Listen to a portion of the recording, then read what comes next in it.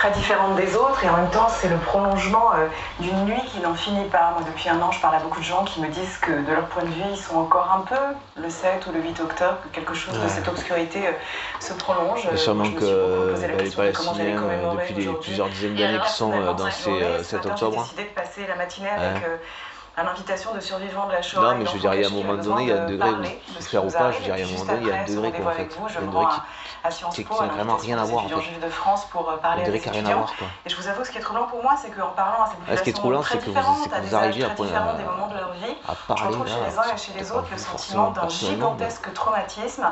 Pour les uns, une question, comment est-ce possible que ça vous n'arrivez pas à être plus insultant, d'arriver à vous plaindre là dans les médias, vous arrivez à vous plaindre.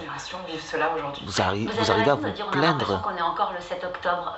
L'animateur Arthur interrogeait nos confrères de BFM. Et vous arrivez à vous plaindre à la télé quoi. Je pleure vous foutez de la gueule du monde, vous foutez de qui quoi. Oui, moi, bah oui, ça se très demande. Très souvent, depuis longtemps maintenant, au bord des larmes, comme si quelque chose de mon monde était devenu pour eux une douleur. Pour eux, ah oui, genre une frontière. Qui n'est pas qu'une douleur juive, donc il faut virer tous les Palestiniens du coup. Humaine, la douleur de oui, cette bien guerre, sûr, vous avez rien d'humain, mais pour venir vous plaindre là.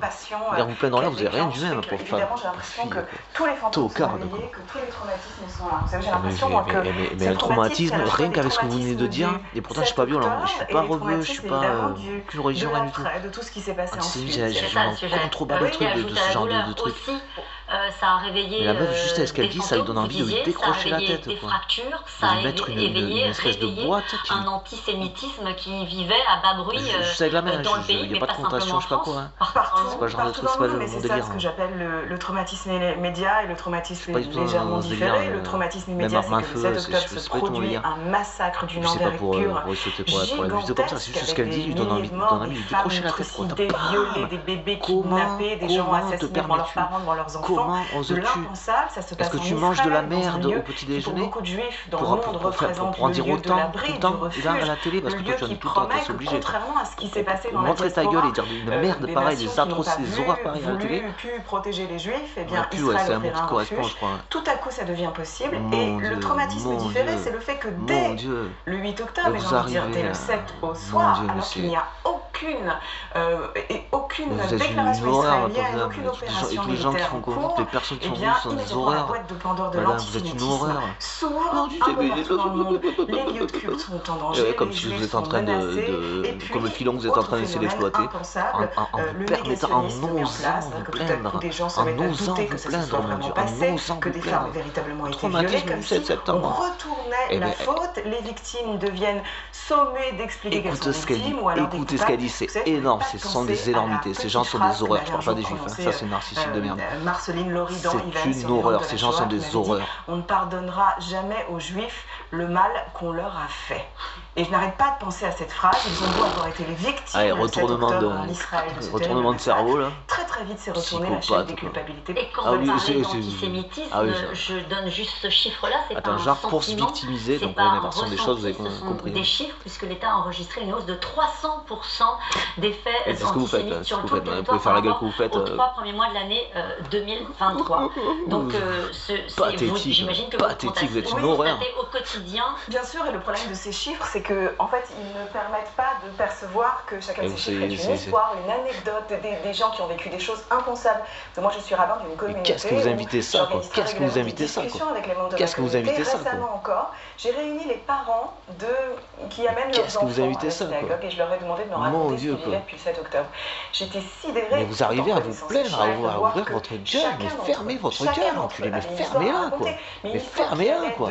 Croix gammées gravées sur la table de leur enfant, à des chants nazis chantés pendant des c'est ce que vous êtes, enculé. C'est ce que vous êtes. C'est ce que vous êtes actuellement. Vous êtes des nazis actuellement. Vous êtes les nazis actuellement. Psychopathes, quoi. Psychopathes. Et on les reçoit sur un plateau télé de merde, enculé, quoi. Pour laisser chier de la merde, enculé, quoi. Vous êtes des horreurs. Vous êtes des horreurs de... votre colère, vous savez pas, elle va chier cette merde-là. Et vous l'invitez quand même.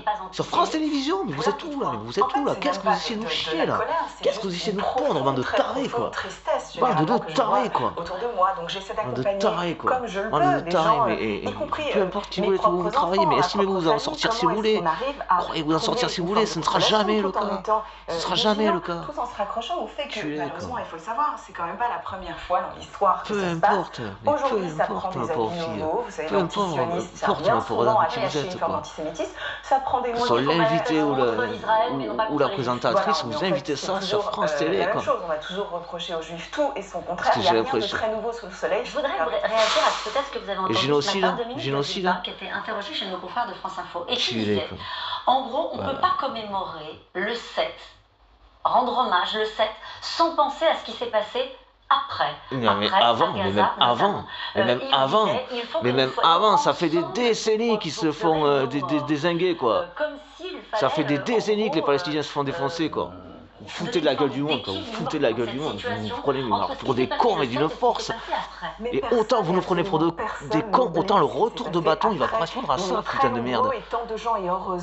Que ça dépende de moi ou pas, enculé, quoi. Mais que ça dépende de moi d'un millième ou de tonnes ou de tout.